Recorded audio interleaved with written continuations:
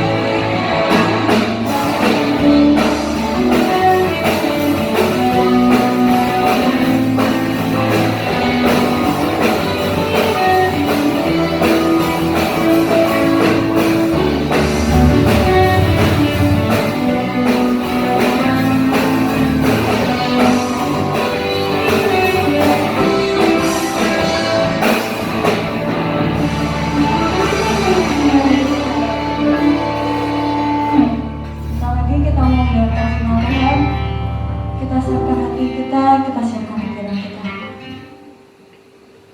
Sebelum itu mari kita angkat satu pujian.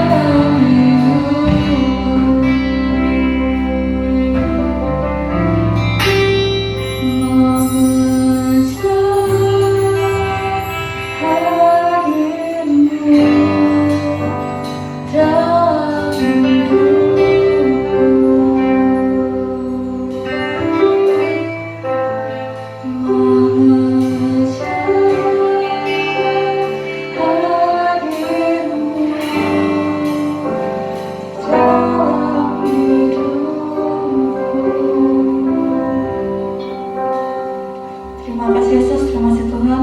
Inilah pujian penyembahan kami kiranya berkenan di hadapan-Mu. Sebentar lagi Tuhan kami mau mendengarkan sebagian kebenaran firman-Mu. Kau urapi kami Tuhan, Kau jamah kami agar kami dapat menjadi pelaku-pelaku firman-Mu. Kau berkati pembicara yang akan menyampaikan firman-Mu. Kau berkati hidupnya, Kau berkati keluarganya. Terima kasih Yesus, terima kasih Tuhan. Kami serahkan doa ini ke dalam tangan-Mu, hanya dalam nama Tuhan Yesus Kristus. Haleluya. Amin. Puji Tuhan, Shalom rekan-rekan remaja yang terkasih dalam nama Tuhan Yesus. Kakak bersyukur buat kesempatan di siang hari ini kita bisa bertemu kembali walaupun secara ibadah online. Dan kakak berterima kasih juga buat semua kebaikan Tuhan dalam kehidupan kita, terlebih kita semua masih sehat-sehat dan bisa menikmati berkat Tuhan. Yang walaupun seharusnya kita minggu ini ibadah offline, tapi karena keadaan terlebih di dalam negara kita dan kota kita Jember, karena pandemi semakin melonjak, jadi kita semuanya mengikuti peraturan pemerintah yang sudah ditetapkan, kita tetap ibadah online. Tapi ibadah online pun bukan menjadi suatu penghalang bagi kita untuk kita bisa menyembah Tuhan. Bahwa dikatakan bahwa kita bisa menyembah Tuhan di mana saja, karena Tuhan itu roh adanya, ya kan?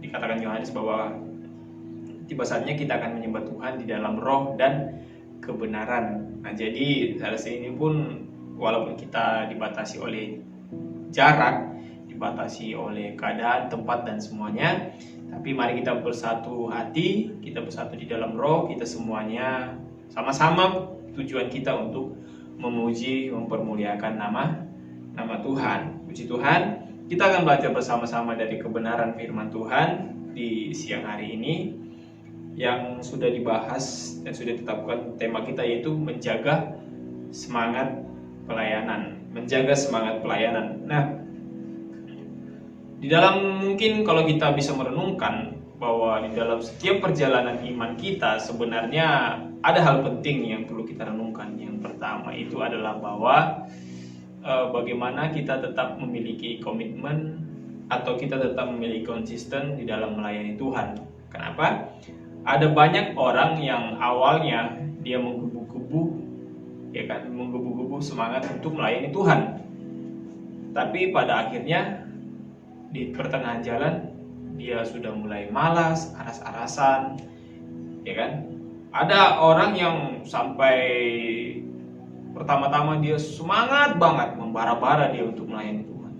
Tapi pada akhirnya di tengah perjalanan, karena ada masalah, ada miss dengan sesama pelayanan, ada berbeda pendapat sama teman-teman sepelayanan, tidak cocok dengan pembinanya dan lain sebagainya, akhirnya dia mundur dan tidak melayani Tuhan, ya. Nah, tapi di sini kita harus perlu merenungkan bahwa di dalam melayani Tuhan kita harus memiliki yang namanya komitmen. Kita harus memiliki yang namanya konsisten dalam hidup kita. Jadi baik dalam keadaan susah pun, dalam keadaan beda pendapat sekalipun dengan orang-orang lain, kita harus tetap melayani Tuhan. Dan di dalam melayani Tuhan, kita harus memberikan persembahan kehidupan kita itu sepenuhnya untuk Tuhan, bukan setengah-setengah. Maka dikatakan dalam Wahyu bahwa orang yang suam-suam kuku itu akan dimuntahkan, ya kan? Orang yang enggak panas, ya kan? Panas enggak, dingin enggak, ya kan? Suam-suam kuku. Nah, orang yang demikian kata firman Tuhan dimuntahkan sama Tuhan. Karena apa? Orangnya suam-suam kuku, tidak sepenuh hatinya. Makanya dalam kekristenan diajarkan bahwa sekalipun mending kita sekalian benar ya benar gitu. Kalau ya sekalian nakal ya sekalian aja nakal. Jangan kamu kadang baik, kadang nakal dan gak jelas. Artinya tidak ada pegangan hidup. Kalau iya, katakan iya. Kalau tidak, katakan tidak di dalam kehidupan kita. Nah, bahkan juga dalam melayani Tuhan, kita bukan kalau ada waktu kita. Jadi kalau ada waktu senggang baru kita melayani Tuhan. Jadi kita memberikan waktu kita bukan sepenuh hatinya, tapi sudah memberikan waktu sisa untuk Tuhan. Nah, di sini kita perlu merenungkan bersama-sama dalam kehidupan kita. Nah, bagaimana cara kita menjaga semangat pelayanan? Ada 3 hal yang perlu kita pelajari di siang hari ini. Yang pertama, memperbaiki motivasi. Memperbaiki motivasi. Setiap orang itu memiliki motivasi. Misalnya seorang atlet, ya kan, dia akan memiliki motivasi di dalam kehidupannya. Bagaimana dia untuk menjadi seorang yang hebat. Misalnya Cristiano Ronaldo, dia memiliki motivasi bukan hanya sekedar dia pengen jadi atlet terkenal dan lain sebagainya. Tapi kalau kita bisa memperhatikan Cristiano Ronaldo, dia seorang atlet yang cukup hebat, ya kan? Kekayaannya dia penuh dengan kekayaan, hartanya melimpah, ya kan? Popularitasnya meningkat. Kalau teman-teman lihat di Instagramnya sekarang, hampir lebih sekarang kalau nggak salah 300 juta followersnya di Instagram. Dan dia mendapat trofi banyak sekali. Dia memiliki motivasi di dalam kehidupannya. Bahkan dia menjadi salah satu atlet yang nggak punya tato. Ya kan, dia nggak punya tato. Kenapa? Karena setiap waktunya dia akan mendonorkan darahnya. Dia memiliki motivasi yang benar menjadi seorang atlet yang benar dan atlet profesional. Nah, di dalam kehidupan kita pun harus memiliki dalam pelayanan, kita harus memiliki sebuah motivasi dalam kehidupan kita. Kita harus memperbaiki semua motivasi kita. Nah, intinya adalah kita sudah diselamatkan Tuhan sehingga kita harus mempersembahkan seluruh hidup kita untuk Tuhan. 1 Korintus 6 ayat 20 mengatakan, sebab kamu telah dibeli dan harganya telah lunas dibayar. Karena itu muliakanlah Allah dengan tubuhmu. Kita harus menyadari dan harus merenungkan, dan kita bisa menyikapi setiap kehidupan kita, setiap yang kita lakukan. Kenapa? Dikatakan bahwa kita ini telah dibeli Tuhan dan harganya telah ditebus, harganya telah lunas dibayar. Yaitu dengan apa? Dengan curahan Kristus di atas kayu salib. Artinya kita yang pada awalnya adalah sudah jauh dari Tuhan, sudah tidak ada lagi hubungan dengan Tuhan. Karena apa? Karena dosa yang dilakukan Adam dan Hawa dan diwariskan kepada keturunan berikutnya. Kita putus hubungan relationship dengan Tuhan karena dosa-dosa manusia. Tapi kita bersyukur karena kebaikan Tuhan Yesus, karena pengorbanan Tuhan Yesus, bukan hanya dosa kita yang dihapuskan, tapi terlebih adalah kita diselamatkan. Hubungan manusia dengan Allah yang sudah rusak itu diperdamaikan kembali, dipersatukan kembali sama Tuhan Yesus dengan pengorbanannya, dan harga itu lunas dibayar sama Tuhan Yesus. Oleh sebab itu betapa tidak tahunya kita berterima kasih kepada Tuhan kalau kita tidak mau melayani Tuhan. Betapa kurang sadar dirinya kita dan betapa terlalu egois dan bukan hanya sekedar itu saja. Ibarat pepatah mengatakan kacang lupa kulitnya. Begitulah kita ketika kita tidak menyadari atau ketika kita tidak mau melayani Tuhan yang sudah menebus kita. Padahal Tuhan tebus kita secara cuma-cuma. Harusnya kita sadar ya kita ini yang penuh dengan dosa. Kita ini yang gak ada apa-apanya, kita ini yang gak layak, kita ini yang kacau balau, dan kita ini yang penuh dengan lumpur dosa. Tuhan tebus kita, Tuhan bersihkan kita. Kita yang tidak benar dijadikan Tuhan benar. Karena apa? Bukan karena kita orang yang benar, tapi karena Yesus yang sudah membenarkan hidup kita, sehingga kita hidup benar di hadapan Tuhan. Nah, kita perlu memperbaiki motivasi kita dengan cara apa? Kita harus menyadari bahwa melayani Tuhan itu adalah sebuah kehormatan. Ini poin penting, bahwa melayani Tuhan itu adalah sebuah kehormatan. Kita bisa bayangkan Tuhan yang kita layani itu adalah Raja di atas segala raja, Sang Pencipta segala isi bumi ini, ya kan? Bumi dan segala isinya Tuhan yang ciptakan. Bukan hanya itu saja, di kehidupan kita saat ini sampai kehidupan akhir zaman nanti, sampai pada kekekalan, Dia yang akan menjadi raja atas kehidupan kita. Nah, raja yang memerintah selama-lamanya, Raja di atas segala raja, itu mau memakai kita menjadi partnernya, menjadi rekan sekerja Allah. Tentu hal ini adalah suatu kehormatan yang besar bagi kita. Jadi perbaiki motivasimu bahwa melayani Tuhan itu adalah suatu kehormatan. Kenapa? Yang kita layani adalah Tuhan semesta alam yang punya dunia dan seluruh isinya. Betapa bahagianya kita, ya kan? Padahal banyak orang yang pengen bisa melayani Tuhan dan lain sebagainya. Mereka pengen ini itu, tapi mereka nggak bisa sebisa yang kita lakukan. Nah, dan yang berikutnya kita perlu merenungkan bahwa tidak semua orang bisa memiliki kesempatan itu, ya kan? Tidak semua orang bisa memiliki kesempatan itu. Dan kita merenungkan bahwa kita juga berharga di mata Tuhan. Dan mari kita melayani Dia, Raja yang di atas segala raja, ya kan? Dan di sini kita bisa merenungkan, banyak orang pengen banget bisa melayani Tuhan, pengen banget bisa WL, pengen banget bisa singer, pengen banget bisa membawakan firman Tuhan, kepengen banget dia bisa membagikan renungan firman Tuhan. Tapi kesempatan yang dimilikinya sedikit. Bahkan ada orang yang gak punya kesempatan sama sekali. Nah, tapi jika kita dipilih Tuhan, dipakai Tuhan menjadi saluran berkatnya, berarti kita adalah orang yang spesial di depan Tuhan. Nah, yang berikutnya kita bisa merenungkan bahwa kita adalah manusia yang berdosa yang dilayakkan melayani Tuhan. Nah, seharusnya kita dengan takut dan gentar masuk di dalam pelayanan. Kita melayani bukan karena talenta bakat kita yang Tuhan berikan, tapi karena kita dilayakkan Tuhan. Kalau kita diberikan Tuhan talenta 5, 4, 3 dan lain sebagainya, atau 1 sekalipun, kita harus menyadari bahwa itu adalah pemberian Tuhan. Berarti itu adalah kepercayaan yang Tuhan berikan. Jadi tidak pantas untuk kita menyombongkan diri atau menganggap kita hebat kalau kita bisa melayani dalam pekerjaan Tuhan dan lain sebagainya. Karena apa? Karena semua yang kita dapatkan itu adalah dari Tuhan, ya kan? Nah, tapi ketika kita sudah diberi Tuhan, kita tidak melayani Tuhan, itulah yang menjadi masalah bagi kita. Oleh sebab itu, mari sadari kita sudah dikasih Tuhan talenta, karunia, dan kita harus menyadari juga bahwa kita yang sudah berdosa ini harusnya melayani Tuhan dengan takut dan gentar. Kita melayani bukan karena talenta yang kita miliki, tapi karena apa? Karena kita takut kepada Tuhan, karena kita menyadari bahwa kita seharusnya menyerahkan hidup kita kepada Tuhan yang sudah menebus kita. Nah, yang kedua, bagaimana cara kita menjaga semangat pelayanan? Yang kedua adalah menjaga hubungan dengan Tuhan dalam doa dan penyembahan, dan juga membaca firman Tuhan. Ini yang penting bagi kita.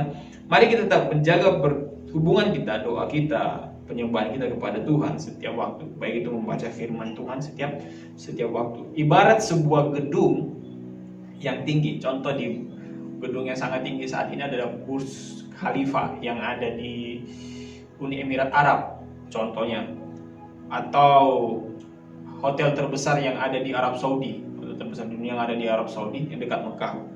Itu semua tingginya tinggi banget, ya kan, beratus-ratus meter, berapa ratus lantai tingginya. Nah, semua itu bisa kokoh karena ada sebuah pondasi yang kuat. Kalau dia tidak memiliki pondasi yang kuat, maka dia akan menjadi suatu bangunan yang hancur. Ya kan, sama seperti firman Tuhan katakan, kalau seseorang membangun rumah, dia harus memiliki benteng atau kokoh yang kuat, pondasi yang kuat. Kalau seseorang membangun di pasir, datang air, dihempaskan, habis. Tapi kalau dia membangun sebuah rumah yang kokoh dengan fondasi batu yang kuat, dia akan menjadi orang yang kuat. Nah, seorang pelayan Tuhan yang kuat, seorang pelayan Tuhan yang melayani Tuhan dengan hebat, dia akan menjadi seorang yang memiliki fondasi yang kokoh ketika apa? Ketika kita memiliki hubungan yang intim dengan Tuhan. Ketika kita berdoa, menyembah Tuhan dan membaca firman Tuhan. Ingat, firman Tuhan itu adalah surat cinta yang Tuhan berikan kepada manusia. Sama seperti orang yang sedang jatuh cinta, ya kan? Pasti kangen, pengen banget membaca WA, ya kan, dapat kabar dari WA pacarnya, mungkin teleponan, mungkin video call sampai berjam-jam dan lain sebagainya. Nah, begitulah contohnya, ibaratnya firman Tuhan yang Tuhan berikan. Tuhan itu adalah kekasih hati kita, dan kita ini adalah kekasih hatinya Tuhan. Tuhan mau kita mengetahui isi hatinya Tuhan, ya kan? Ya itulah dia kasih surat cintanya. Nah, kalau kita pasti kangen sama Tuhan, kita pasti akan membaca surat cinta yang Tuhan berikan kepada kita. Kalau kita kangen sama Tuhan, pasti kita akan bergumul sama Tuhan, pasti kita akan menyembah Tuhan, pasti kita akan berdoa intim sama Tuhan. Sama ibarat seperti kita pacaran tadi, ya kan? Pasti kita akan, kepengen banget ketemu, kepengen banget video call, kepengen banget dapat kabar dari dia. Nah, begitu dengan hubungan kita sama Tuhan. Tuhan itu juga pengen bagaimana kita dekat sama Tuhan. Tuhan itu juga pengen banget kita datang sama Tuhan, ya kan? Dia juga pengen kita, ada komunikasi, jalan komunikasi. Nah, itulah menjadi fondasi kita. Jangan sampai kita terjebak sibuk dan capek di dalam melayani pekerjaan Tuhan, tapi kita lupa untuk melayani Tuhan. Melayani Tuhan itu adalah melayani secara pribadi. Hubungan pribadi, relationship antara kita dengan Tuhan. Tapi kalau melayani pekerjaan Tuhan itu seperti yang kita lakukan biasa, ya kan, memimpin pujian, memberitakan firman seperti saat ini merupakan contoh melayani pekerjaan Tuhan. Nah, itu yang kedua, yaitu menjaga hubungan kita dengan Tuhan, baik lewat doa, penyembahan, dan pujian. Dan yang ketiga adalah menjaga komunitas, ya. Menjaga komunitas gereja, baik itu komunitas di dalam pelayanan, baik itu komunitas olahraga sesama iman, baik itu komunitas doa, dan seperti yang kita lakukan ibadah CG, ya kan? Itu semua penting. Mengapa perlu? Karena kita bisa mengenal satu sama yang lain. Oh, orang ini dia dari keluarga ini, dia punya masalah ini. Kita tahu kelemahan teman kita tahu kekurangan teman kita, sehingga kita bisa menjadi berkat, saling menguatkan satu sama yang lainnya. Kita menjadi akrab, ya kan? Sama seperti jemaat mula-mula, mereka semakin bersatu hati, semakin bergandengan tangan satu sama yang lain. Akhirnya apa? Ada persekutuan yang kuat di antara mereka. Ada yang kekurangan, yang kaya ini jual kekayaannya dikasih sama yang susah ini, yang membutuhkan keperluan ini, ya kan? Ada yang lemah, mereka kuatkan. Nah, begitu hebat sekali kan?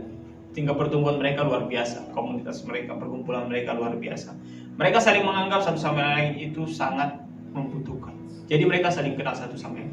Nah, bagaimana dalam kehidupan kita di dalam komunitas, menjaga komunitas Genji ini untuk tetap bisa saling care, memperhatikan satu sama yang lainnya, ya kan? Ada yang kekurangan kita bantu, ada yang membutuhkan kekuatan kita bantu, kita tolong. Dan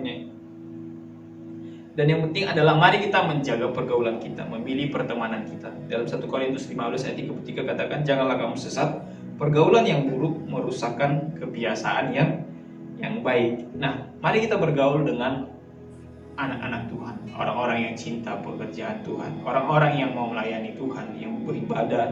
Bukan berarti kakak nggak melarang kita juga untuk bergaul sama orang lain, bukan. Kalau kakak melarang, berarti kita kapan menggenapi firman Tuhan yang mengatakan, hendaklah kita menjadi terang di tengah kegelapan, hendaklah kita menjadi garam. Untuk apa? Untuk bisa memberikan rasa kepada orang lain. Nah, ini kapan kita genapi? Kalau kita hanya berteman pada ruang lingkup di kita saja. Tapi ketika kita bergaul sama mereka, jangan malah kita yang menjadi terbawa arus. Misalnya kan, aku mau menginjili orang ini, aku mau, ada teman kalian yang kalian lihat, dia misalnya ngerokok, dia misalnya minum, suka ganti cowok atau cewek, hedonisme hidupnya. Aku pengen menginjili dia supaya dia jadi bertobat. Nggak taunya setelah teman-teman dekatnya, nggak taunya yang terjerumus bukan teman kalian ini yang kalian bawa, malah kalian yang tertarik, malah kalian yang menjadi nakal. Nah, di sini kita bisa merenungkan, pilihlah pergaulan yang sehat, ya kan? Pilih pergaulan yang sehat. Artinya kalau pergaulan ini dalam komunitas, pilih pergaulan yang bisa mendukung kita, yang bisa menguatkan kita. Kalau itu pergaulan yang bukan membangun kita atau menjatuhkan kita, lebih baik kita untuk berhenti, sekedar kita mengetahui, sekedar kita berteman, ya kan, sebelum kita terjerumus. Karena apa dikatakan firman Tuhan, pergaulan yang buruk itu merusak kebiasaan yang baik, ya kan? Berarti ketika kita memiliki pergaulan yang baik, otomatis segala hal-hal yang buruk dalam kehidupan kita itu akan dikikis satu persatu, ya kan? Akan dikikis satu persatu. Misalnya kita yang nakal, tiba-tiba kita akan berteman sama orang yang ramah, sama orang yang lembut, sama orang yang murah hati, otomatis kita akan menjadi orang yang lembut juga, yang ramah, ya kan? Karena apa? Karena kita tertular. Nah, kebiasaan-kebiasaan buruk itu, kebiasaan yang baik itu akan tertular bagi kita. Nah, sebaliknya, ketika kita berteman sama orang-orang yang mungkin suka cakap kotor dan lain sebagainya, otomatis itu akan cepat transfer sama kita, akan cepat tertular kepada kita ketika kita tidak punya penguasaan diri. Nah, jadi mari kita menunjukkan buah roh di dalam kehidupan kita. Bertemanlah dengan orang-orang yang benar-benar hidup di dalam Tuhan. Sama seperti kita memilih pacar pun, carilah pacar yang bisa mendukungmu, ya kan? Bukan malah pacar yang menjauhkanmu dari Tuhan, pacar yang menjauhkanmu dari keluarga, orang tua, dan pacar yang menjauhkanmu dari segala studi-studimu, ya kan? Yang bagi yang pacaran, bagi yang belum ya jangan. Nah, tapi carilah orang-orang yang mendukung kamu. Artinya kamu punya pasangan, yang punya pacar, cari yang mendukung. Nah, kalau kamu mendapat yang mendekat, yang membawa kamu dekat sama Tuhan, yang mendukungmu secara di dalam studi dan yang mendukungmu makin dekat dengan keluarga, itu adalah yang terbaik. Itu adalah yang bagus untuk kita, hubungan yang kita jalani. Nah, tapi di siang hari ini mari kita belajar tadi untuk bagaimana cara kita menjaga semangat pelayanan. Yang pertama, memperbaiki motivasi. Yang kedua, menjaga hubungan dengan Tuhan. Dan yang ketiga adalah menjaga komunitas kita. Amin. Firman Tuhan, mari kita berdoa. Terima kasih Tuhan di siang hari ini buat firman-Mu yang sudah menguatkan, meneguhkan kami. Biarlah firman-Mu ini bisa menopang setiap kehidupan kami, dan kami tetap untuk setia melayani Tuhan sampai Tuhan Yesus panggil kami yang terakhir kalinya Tuhan, dan kami Engkau dapat tetap setia melayani. Terima kasih Tuhan, terima kasih Bapa, dan biarlah Roh Kudus-Mu mengingatkan setiap firman-Mu yang sudah kami baca dan renungkan, sehingga semuanya tidak menjadi sia-sia, dan tuntun hidup kami dalam pimpinan Roh Kudus-Mu dan dalam perlindungan malaikat surga-Mu. Berkati studi pekerjaan orang tua kami, berkati masa depan kami, dan Tuhan yang menuntun setiap langkah kehidupan kami. Dalam nama Tuhan Yesus kami berdoa dan bersyukur. Haleluya. Amin. Selamat siang. Tuhan Yesus memberkati kita semua. Gengers, puji Tuhan, kita sudah mendengarkan firman Tuhan. Kami mau mengucapkan terima kasih kepada hamba Tuhan yang telah menyampaikan firman-Nya, dan juga untuk kita semua nih, yuk kita sama-sama bukan hanya mendengarkan firman, tapi juga kita melakukan firman Tuhan, menghidupi firman Tuhan ini. Nah, Kak Maria, anyway ini Indonesia lagi-lagi pandeminya semakin meningkat nih Kak. Nah, iya nih teman-teman, kita melihat keadaan bangsa kita yang saat ini sedang mengalami pandemi. Yuk sama-sama kita mau berdoa bagi bangsa kita, dan supaya Tuhan pulihkan bangsa kita. Dan jangan lupa teman-teman, kita sebagai anak-anak Tuhan, yuk sama-sama tunjukkan perilaku kita. Kita mau mematuhi setiap protokol yang ada, yang pemerintah anjurkan buat setiap kita. Jangan lupa jaga jarak, tetap pakai masker, dan jaga kesehatan. Nah, tetapi teman-teman jangan takut ya. Yang penting kita tetap menjalani protokol kesehatan yang ada, dan juga kita senantiasa berdoa kepada Tuhan. Untuk teman-teman yang lagi liburan, kami mau mengucapkan happy holiday untuk kalian semua. Tetap patuhi protokol kesehatan dan nikmati waktu dengan Tuhan. Oh ya, jangan lupa ya, untuk ibadah offline selanjutnya kita akan mengabari teman-teman lewat grup WA Ginji. Sekali lagi, untuk pengumuman ibadah offline yang akan diadakan selanjutnya, kita akan menginfokan dalam grup WA Ginji. Oke, sama-sama kita mau mengakhiri ibadah kita pada siang hari ini. Terima kasih buat teman-teman yang nggak skip ibadah di hari ini. Semoga Tuhan memberkati kita semua. See you next week and God bless you.